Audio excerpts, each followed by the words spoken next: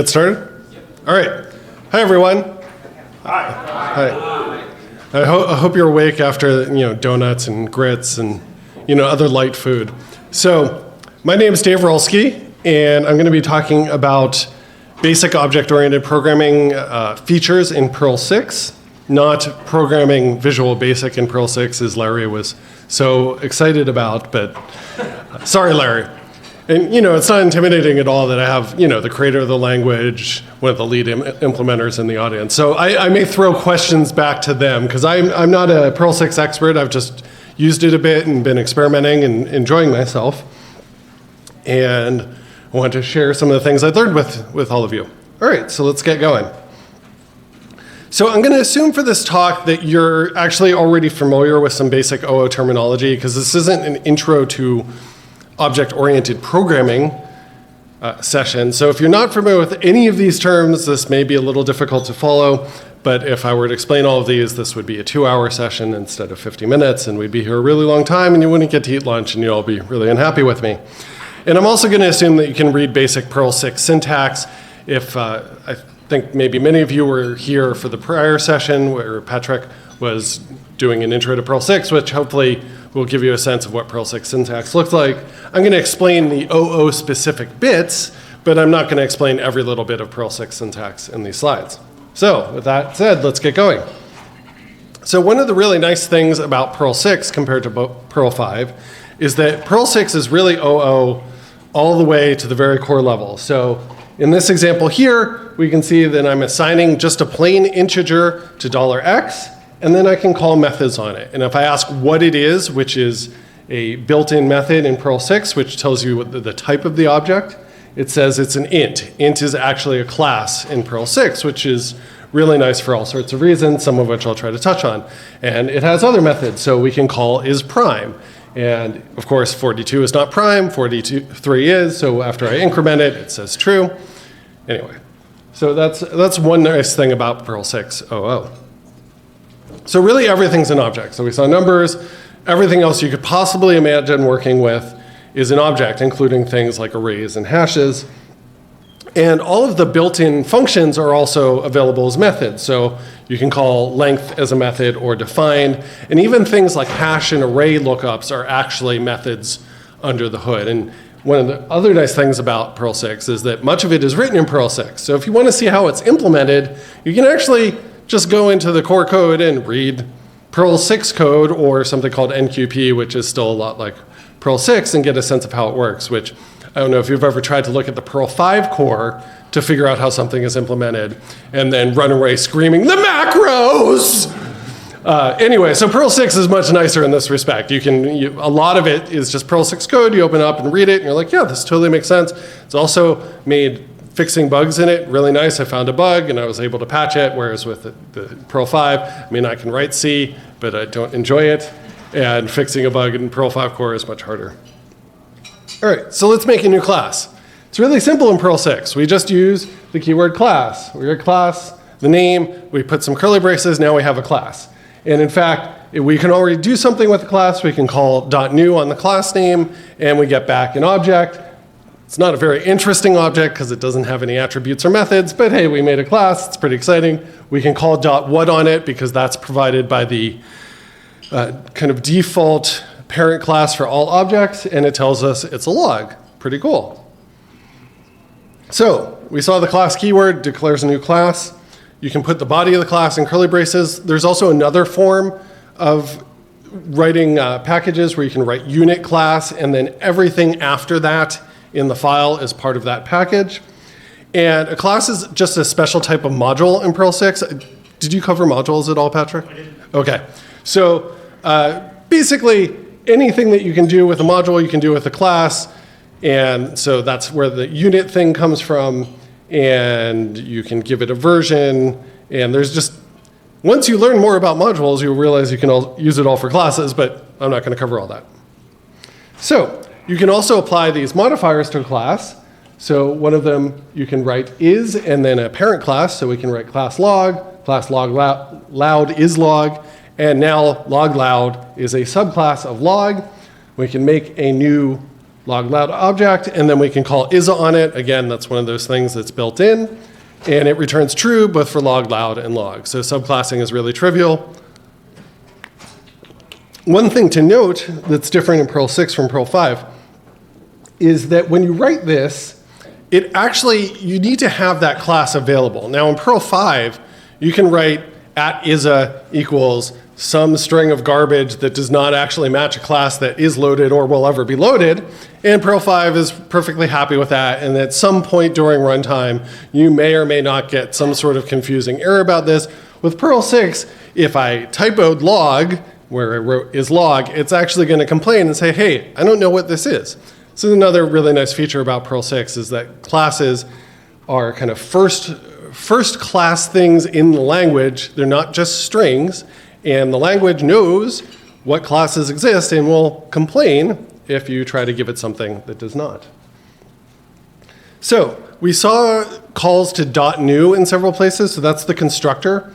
And this is just created for you automatically. When you declare a class, you get a constructor.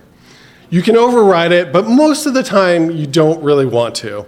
The default constructor is pretty good. Instead, you can use a method called build, all capitals, which lets you hook into the object construction process. By the way, one thing I forgot to mention, how many of you use Moose in Perl 5? Okay, we're quite a number of you.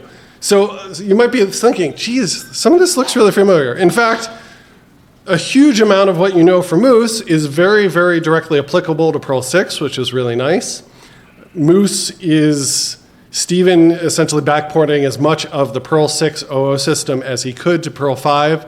Some of the details work differently in Moose because it doesn't implement them at kind of the language keyword level. So things like has, for example, are just an exported function, whereas in Perl 6, it is a first class keyword that's seen by the parser and handled at compile time. But nonetheless, a lot of like the basic ideas that you learn from Moose also apply to Perl 6. So for example, in Moose, you can write build methods. You can do the same thing in Perl 6. So build is called after the object is created, but before the caller sees it. So it's kind of your chance to do something object construction time before the caller gets a chance to mess with the object. So you could do things like some sort of complex validation that maybe doesn't fit into type constraints. Like you might want to say, if one attribute is populated, this other must be, and if this, if attribute A is not populated, then B must also not be populated, something like that. You could do logging, really anything else. And the way it works is build is called in every class in your hierarchy, starting with the most distant ancestor, so like grandparent, then parent, and then child. And I'll also show you how you can use build to set private attributes that are passed to new, which is a handy feature. See, somebody's scowling, you're scowling, why would you want to do that? Well, I'll cover that later. So here's an example of build. A build is actually a special type of method called a submethod, and I'll talk about that in a moment. So you write submethod, capital build, and then a very trivial example. So you'll notice we call log.new, and then we say the log thing that we got. The message from build happens before our code here. So like I said, build happens after the object's constructed, but before the caller sees it. By the way, feel free to raise your hand if you have any questions. Yes? As before, do we have a before, after, around? So he was asking, are there method modifiers like before, after, and around? There is a module on the Perl 6 version, modules.perl.org, that implements those. And there is something built in, I think it's just wrap, that lets you do that. But the module on the Perl 6 module site gives you kind of a nicer syntax for it. Like lets you write it more like you do with Moose. So yeah, so the core functionality you need is already built into the language. Basically, anything you can do in Moose, you can probably do in Perl 6, and there's probably a nicer way to do it in Perl 6. All right, so another thing to note is that the build method sees all of the arguments that are passed to the constructor. So when you call new, and this is an example of how you can pass named arguments, so colon, name, parens, value, and then this argument list, a colon says it's a named argument, and then dollar says it's a scalar, so it's just assigned right here, so we can just use $size and $name from our parameter list. And so those things that are passed to the constructor, you can see in build. So that's another useful thing, like again, you could do some sort of parameter validation that doesn't fit in type constraints. You could do all sorts of stuff. All right, so we want to write some methods. How do we do that? It's really simple. You just write method, and then the name of the method, and then you put the body in curly braces. This looks a lot like you do it in Perl 5, except you use method instead of sub. Now, methods all have access to the invocant, which is the thing that the method was called on, the object or the class, and it's in self, not $self, like we typically use in Perl 5, but it's actually assigned to just bare word self. And this is actually a variable, and you can change the name if you want, but I would discourage people from doing that the same way I discourage people from being all cute and clever in their Perl 5 code and calling it $this or $me or $whatever, because it's really annoying, and 95% of the code in the world uses $self. So unless you have a really good reason, just leave it alone and use the self that Perl 6 gives you. Otherwise, this is just like a regular subroutine, except it participates in inheritance, of course. So again, really simple to declare methods in Perl 6. So we can write method, log message. Again, you can have that parameter list. In this case, it's positional parameters, so there's no colon in front of $message. And we call it .log message, we pass a message, and it spits it out. So one thing you might be wondering, what's with this? I don't know if Patrick showed any examples of this. You can use dashes in method names, class names, other names, which is really nice. I feel like maybe this is kind of becoming the standard in Perl 6 for public APIs, is to use what is being called kebab case. I was lobbying for a flying snake case, but it hasn't quite caught on. But feel free to use it as much as possible for the rest of the conference and see if you can make it catch on. All right, so by default, any methods you declare are public, even if it starts with an underscore. So that Perl 5 convention does not apply in Perl 6. However, you can have actually private methods if you name them starting with an exclamation mark, or I'll say bang, because that's quicker. So if we have a method like this, bang private, then it cannot be called outside of the class. And the way we call it is a little different too. So instead of using the dot operator, we actually use bang, just like this. And that calls the private method. So I think it's pretty clear, and it's nice that it's built into the language, and you don't have to just say, don't call the things that start with an underscore. Perl 6 will actually enforce it for you. All right. You can also call methods on a class, which actually we've seen a bunch of times so far when I've called log.new. So the way you can figure that out is looking at whether self is defined. If it's called as a class method, what you get is the class itself as the first argument rather than an object. And classes are just undefined, how to explain it? Classes are undefined, instances of the class are defined. So one of the things to also note in Perl 6 is that this class thing is a first class part of the language. Again, it's not a string. You're not getting a string with the value log inside it like you would with Perl 5. You're actually getting the class. And there are methods that you can call on that and ways you can use it that are distinct from how you would use a string. Now, if you want to symbolically reference a class by name with the string, there are, of course, ways to do this. This is still Perl. You can do whatever crazy stuff you want. And sometimes that crazy stuff is really useful, but you're not getting a string by default. So when we call it this way, we call it on object, self is defined, so we say color is object. The second time we're calling on a class, self is not defined, and we get the class. By the way, this is the ternary operator in Perl 6 in case you haven't seen that yet. Any questions so far? All making sense? Totally following along? You're like Perl 6.0 is just the best? Ask a question.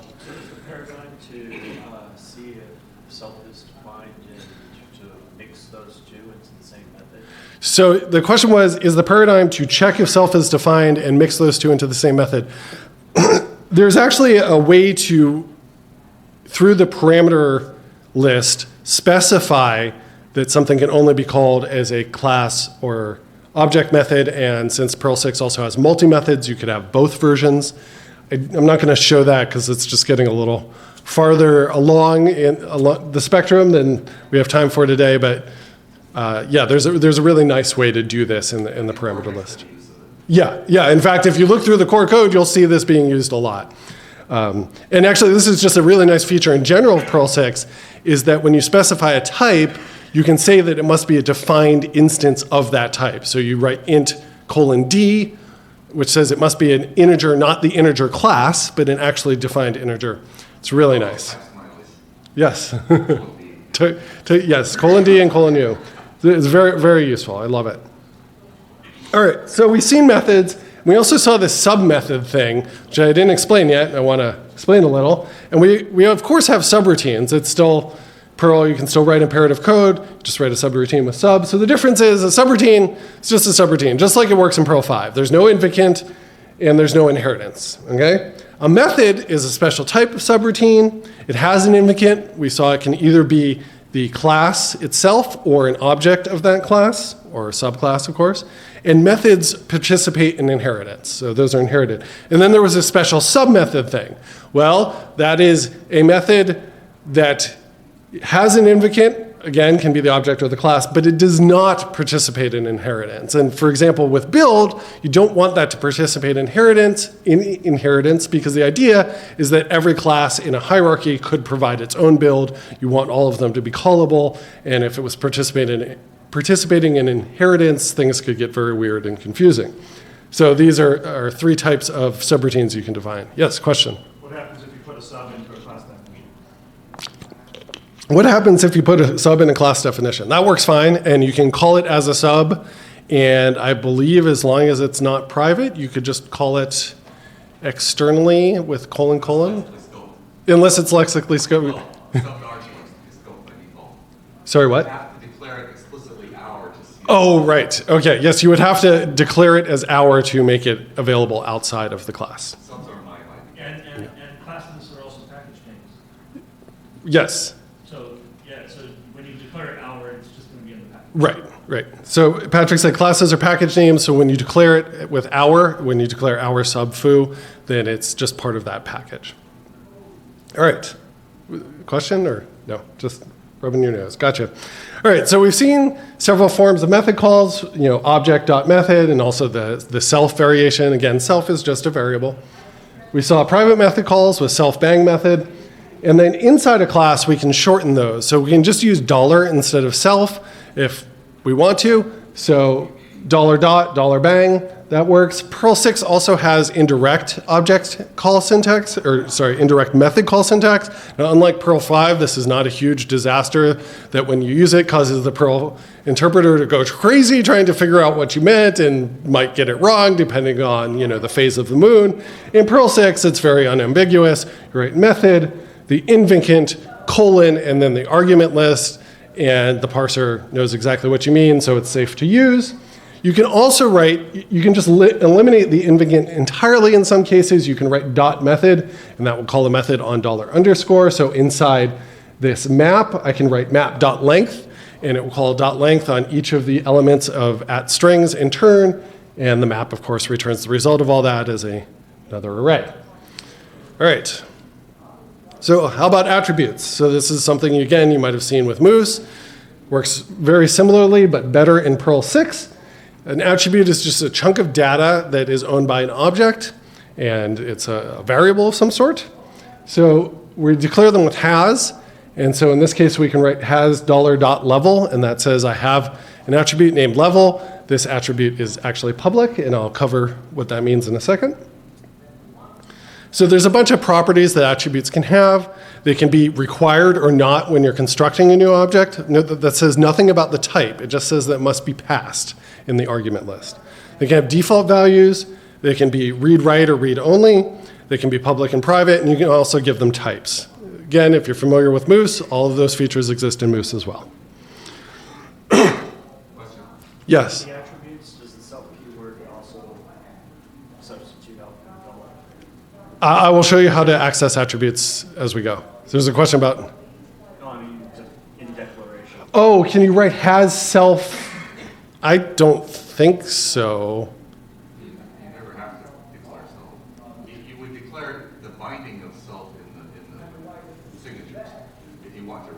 Right. Yeah. I don't think you would ever could write has self dot level as an attribute declaration. I don't think that's legit. Yeah, self is a variable that is automatically created for you as part of in method definitions. It's not available inside the class itself. It just, you've got say self level and then has dollar level. It seems like a little. Oh no, I'm going to explain what that is. Yeah. I was just going to mention when attributes depend on each other, you can self seems to be in scope there. You can say. You mean for the defaults? Yes. Yeah, and I'll talk about how that works as well. It's kind of a special bit of magic. Okay, so public attributes have automatically created accessor methods, which is what that question was getting at. So when I write has $.level, Perl 6 under the hood gives me a level method that accesses the value of that attribute. So there are actually two different things here. $.level and self.level, they look like they might be the same, but they're actually different. One's the accessor for the attribute. The attribute itself, because we wrote $, is public, so we can access it internally with self.level. We can also call that level method on a log object that we make, and it just works either way. All right. So attributes can also be required, and we do that by just writing is required. And all that is saying is that when you call the constructor, you have to set that attribute. And one thing I should mention is that by default, the constructor is going to expect that you pass named arguments, okay? So, and those names match the attribute names. So we have $.level, that means it expects an attribute named level passed to the constructor. If you want positional parameters, there of course are ways to do that, but by default you use name parameters because that is the way that Deity and Larry intended, and anyway, it's the right way to go. It makes your code much more readable. So, log 1 does not require level. We pass it and we're all good. Log 2 does require level. When we pass it, it's fine. If we don't, it'll tell you the attribute level is required, but you did not provide a value. You get a nice complaint. Now this, of course, is at runtime. All right. You can also have defaults. So you do that by writing has attribute equals something. And so in this case, it's really simple, just equals 42. And if we don't set it when we pass the constructor, and then we spit out the value is whatever was in our default. If we do provide it, then our value takes precedence over the default. But you can also have more complex defaults. So somebody was saying, hey, defaults can refer to self. So what's going on? It's actually a bit of magic. So anything on this right side is not, effectively it gets run each time that a new object is created and you need to access the default. So it's like a bit of code, and it looks like it might be something that was executed in the scope of the class, but in fact it is just parsed and then executed on a per constructor basis. So we're going to make level required, and the double level defaults to self.level times 2. And so if we only pass level, then double level is calculated each time, and I did it twice just to prove to you that it is in fact calculated each time you create a new object. Does that explain the question? Okay, cool. All right, so we can also have read-only and read-write. Now by default, attributes are read-only, and this only applies to the code that lives outside the class. Inside the class, you can always get at the underlying attribute, but outside the class, you just have this accessor method, and by default, that accessor method, like log.level, is read-only. You can't assign to it, you can't pass any values to it. Of course, if you're a terrible, terrible person, you can make your attributes read-write. And as I'm trying to say here, I think that's maybe not such a great idea because mutable state is the root of all evil. But sure, let's see an example of what this looks like. Something happened to the code when I made the attribute read-write. Actually, by the way, here's a really cool thing about Perl 6. This code is totally executable. I didn't screw it up for the slides. This is actually example code that's in the repo, and I ran it to actually get this output. So Perl 6 has really excellent Unicode support. So, if you want to Zalgo all your code, works great. All right, so again, as I said, by default, attributes are read-only. So when we have $.safe, we cannot assign to it. but unspeakable horror is read-write. So we can set both of these in the constructor, and then we can set unspeakable horror on the object that we get back. So that's what read-write means. And then if we say unspeakable horror, then it prints out what we just set it to. But if I try to set .safe, that is an equal sign. It's just the Zalgo text interfering. We get an error. Cannot modify an immutable int. And it's saying int because that's what we set it to here. OK, so that's read-only versus read-write. And Unicode fun. All right, you can also have private attributes. Now, with a private attribute, you don't get these accessor methods created. And of course, just like with methods, private is with the bang. So we have $bang level. Private attributes can have defaults, and just like with public attributes. And internally, we access it just by using this attribute access syntax, which is $bang level. So internally, we can write log.new say level, and we can get it in this method because we're inside the class. But if we try to access it outside the class, then we're going to get an error. Method level not found for in-beginning class log. So again, with public attributes, what Perl 6 does is create this accessor method for you. With private attributes, because you have no accessor method, there is no way to get it the value outside of the class. So I mentioned much earlier that you can use build to set private attributes with a constructor. So this is a pattern that I at least find myself using a lot with Moose code and with some Perl 6 code I've written, where I want an attribute to be private, but I want to be able to set it at the constructor time. So I want the caller to be able to pass it in, but they don't really need to access it later. So how do you do that? So we declare our attributes, and then in build, we refer to our attributes by name.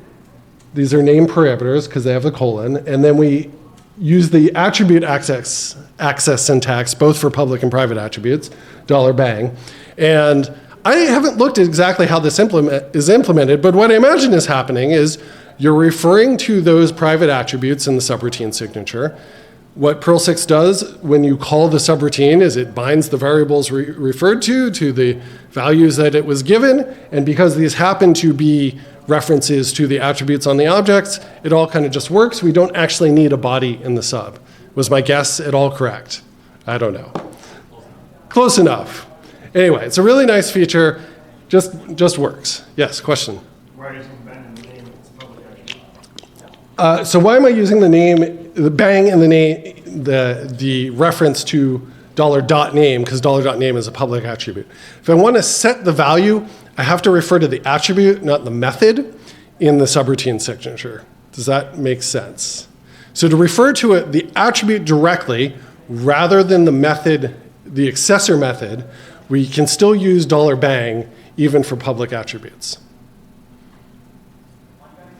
It's a very subtle distinction that I think if you play with some code might become more clear, but it's maybe hard for me to explain. But Patrick can explain it. So attributes are always $bang. If you use $dot, you also get a method.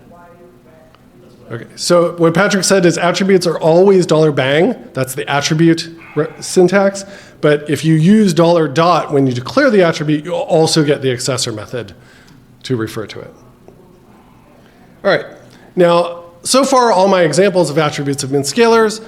Doesn't have to be that way. We can use arrays, we can use hashes, and we can use that in the declaration syntax. So I can say has @bang messages, and now I have an attribute that is an array.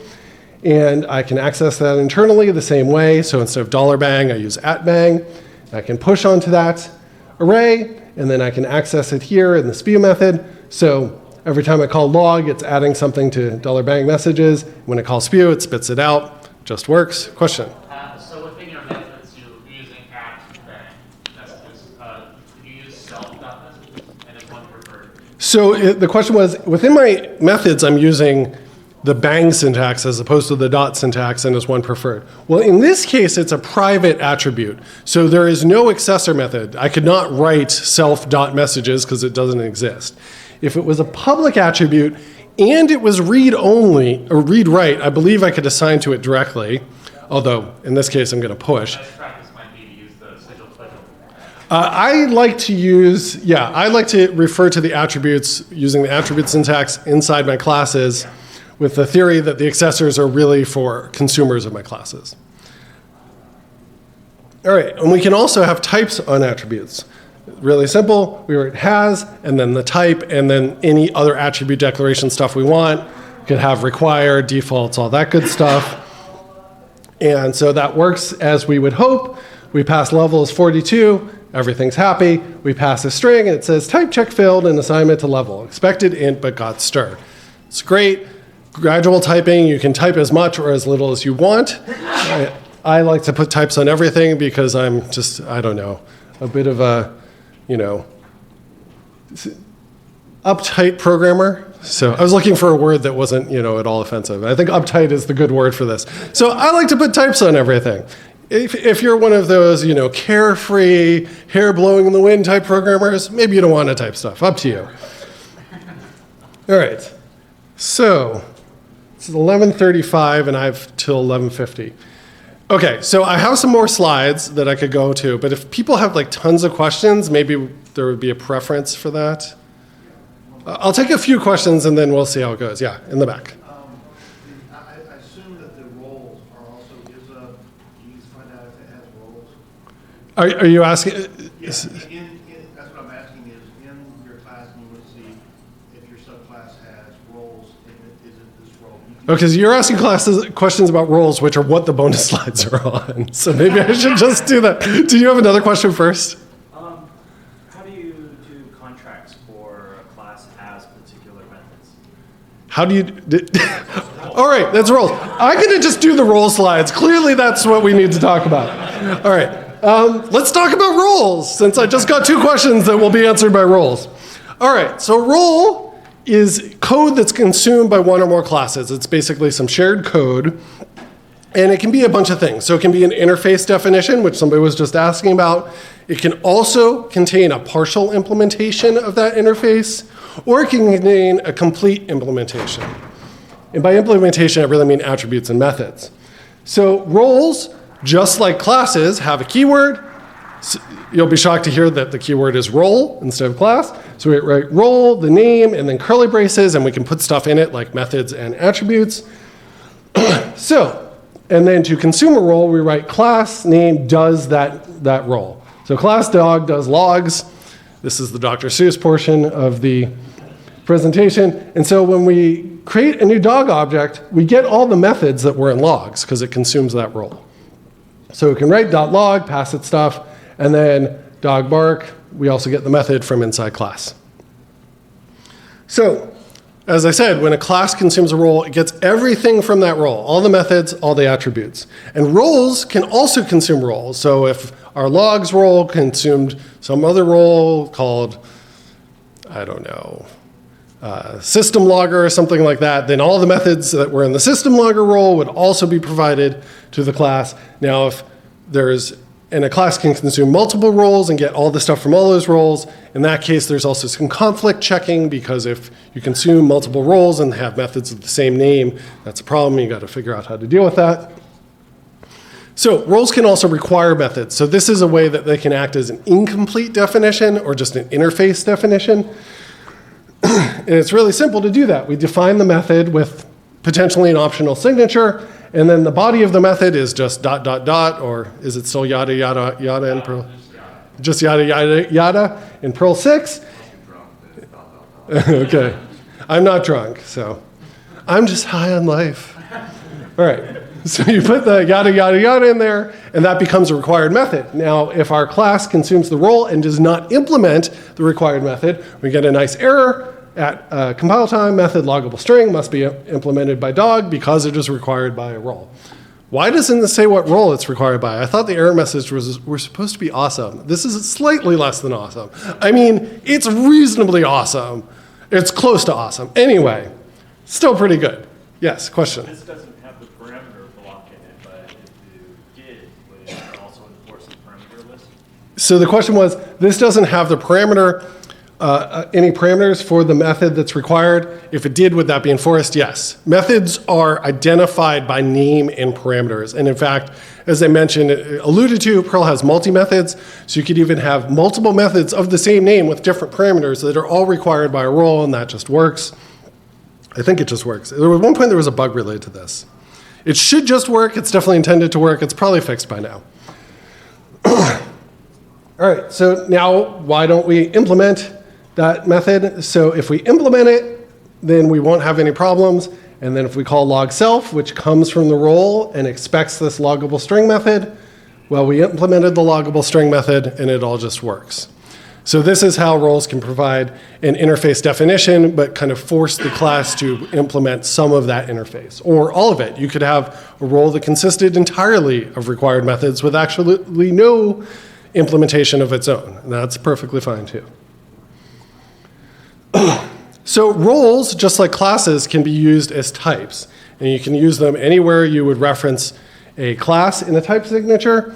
So we saw before, like has int $.level. Well, int is a class name. We could also use a role name, and it says, I just want an object which does this role. So here's an example. So we have our role logs that we've seen before, our class dog, which does logs. And then we have this random subroutine, and now we're typing the argument. So we say we want something in $thing that does the logs role. I don't care what class it is, I just want it to do the role. The reason you do that is you just want something that has a particular method that you're going to call. In this case, we want log self because we're going to call it inside our subroutine.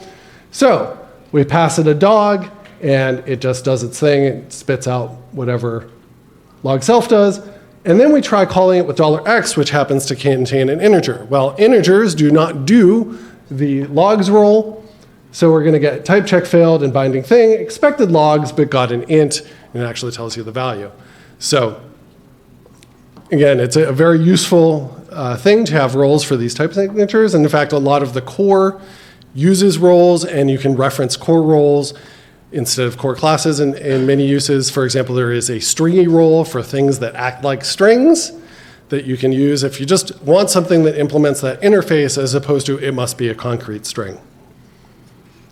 So Perl 6 also has some features that I'm not going to really explain other than to say that they exist because they're really cool.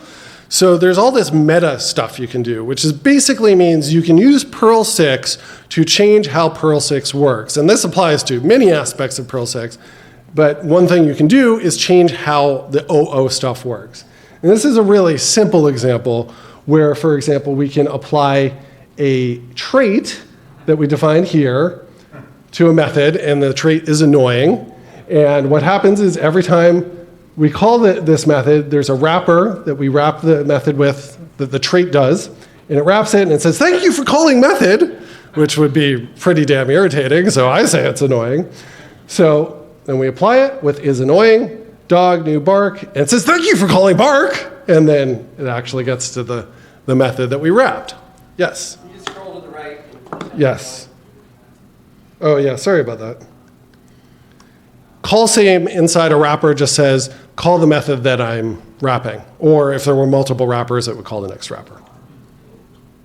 So this is one very, very simple example of how you can use some meta-type stuff to mess with how classes work. But you can go way, way further. And I was going to try to show an example, but like it's really hard to show an example that would fit on the slide because it ends up being a little complex. But essentially, you can do things like the way Perl 6 OO works is there's this stage called composition, which is kind of putting the class together, and it's where the attributes are applied and the methods are applied and the roles are applied. And you can actually hook into that and say, when an attribute is applied, I want you to do this other thing. So for example, if you wanted to create differently named accessor methods for your attributes, you could hook into that composition stage and say, okay, don't use the default names, use the names that I'm going to come up with. Or, you know, I want you to create an extra set of methods to go with my attributes that do something else. Like maybe you have an integer attribute, and you want to create increment and decrement methods. You could do that. So there's a lot of really crazy, powerful stuff you can do. And if you've ever looked at some of the Moose X modules do, where they hook into Moose's meta layer, it's really the same type of thing. But again, this is all built into the language, so it's really nice. Now that all said, this is one area of the language which could use, you know, a slight improvement to the documentation. And by slight improvement, I mean documentation. Because as far as I can tell, there isn't really any yet. what you can do, and again, one of the great things about Perl 6 being written in Perl 6, you can actually just go read the Perl 6 code to see how this stuff works. And because it's Perl 6 and not gobbledygook C, full of macros that makes you want, makes you go all Zalgo, it's actually pretty easy to figure out. Okay, pretty easy. It's still pretty complicated, but at least it's Perl 6 and it's a lot more amenable to just reading through it and seeing how it goes. There are also modules on the modules perl6.org site that do some of this stuff, which is, when I was trying to figure something out, I'm just like, yeah, I'll just copy this chunk of code and then tweak it a little and see how it works. So, there is documentation of this sort, but I do look forward to this all being fully documented in the future. All right. So yeah, I kind of covered this, how, meta can really do anything. Yeah. So as far as type hierarchy, I'm imagining that most of the attributes on the object are actually implemented with the top level object class. So the question was, as far as the type hierarchy goes, are the attributes in a class kind of typed to the top level type? Yeah, effectively. So there's this top level, I think the top level type is mu, right? Okay, so it's mu. And everything that doesn't have a type is, I think, going to be, the type signature is of that type, like it'll accept anything. But when you actually pass a value for the attribute, like if you pass 42, Perl knows that 42 is an integer, so it's going to end up containing an integer, but the type signature is effectively mu. But I don't know if it actually does any sort of checking that something is mu. For attributes and scalar variables, if we leave it constraints to mu, for parameters, it constrains to any. Oh, okay, okay. So yeah, there's two different types it uses. The default type for variables and attributes is mu, and then for parameters it's any, both of which I think will accept basically anything you pass it. Okay. Is there a facility in mu or a paradigm that's come out to the forefront for class comparison, such as equality, whether it's deep equality or reference equality? Yes, there's an operator for that. Okay, so the question, I'm going to repeat everything just so it ends up on the video. The question was, is there a way to do deep comparison that's built into the language at the top level type? And the answer was yes. So. They're like what, 4, 5, 6 equality types? Yes. There are a lot of them. Yeah, there's several different equality operators. But I believe there is what is EQV? There's object equivalence, there's reference equivalence, there's alias equivalent. Like, is this actually alias to this? So if I assign to it, is it going to change that variable? You can test all of those differences. Yeah, so the answer was there's a lot of different ways to test equivalence of object contents or reference or alias, all that sort of stuff. So yeah. The answer, generally I find with the answer to Perl 6 is there a thing? Yes, there's a thing. The thing exists. Is there a kitchen sink? There's two. So, How about down class? yes, and there is in fact a sink. There's a sink class. Or role, can't remember. What was the next question?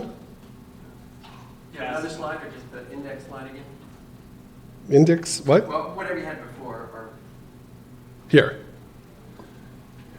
Oh, okay, yeah, this is just some references to docs. And like I said, there's not a lot of documentation about the meta stuff, but you can just dig through it and really get a sense of how it works.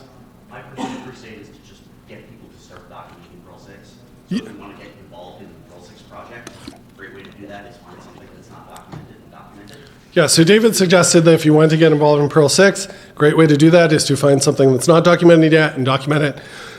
Also, I forgot to mention on here that actually my favorite resource is just bugging people in the Perl 6 IRC channel and say, hey, how does this work? There's no docs. And just whine a little and hope that somebody will graciously help me. Which is the most useful way to figure out how to doc something. Yes, and especially, yeah, if you want to document something, asking on IRC, like, how does this work, getting somebody to explain it to you, and then you write it up is a really nice thing to do. Yeah. UTFM. There is activity about daily on the docs repo, so. Yeah, no, I see lots of activity, but there's still not, as far as I know, any meta level docs. Other questions? We still have like 1 minute. Yes. How about the nasty bits like downcasting? how about the nasty bits like it down? Okay, questions generally end with a question mark. I suppose how is a question, but that wasn't, okay, what's the full question? So, facilities for downcasting, if you start off with a higher class type and you want it actually casted downwards in order to fit a constraint. You can, okay, so there are ways to define coercion. So the question is basic, let me rephrase the question, which is, how do you coerce things between different classes? And his specific question is between a superclass and its child class. So there are facilities for defining coercions and then for asking for something to be coerced in signatures. And I see no reason you couldn't coerce from a parent class to a child class if you're insane. It seems a little weird to want to do that, since in theory parent classes should not know about their children. But I'm sure you could do it. Because again, with Perl 6, the answer is generally yes. Other questions? All right, I will be here the rest of the conference, although really the people to ask are sitting out in the audience, Patrick, Larry, and they're very nice people and probably know a lot more about this stuff than I do, but I'm still happy to try to answer questions. So thank you very much.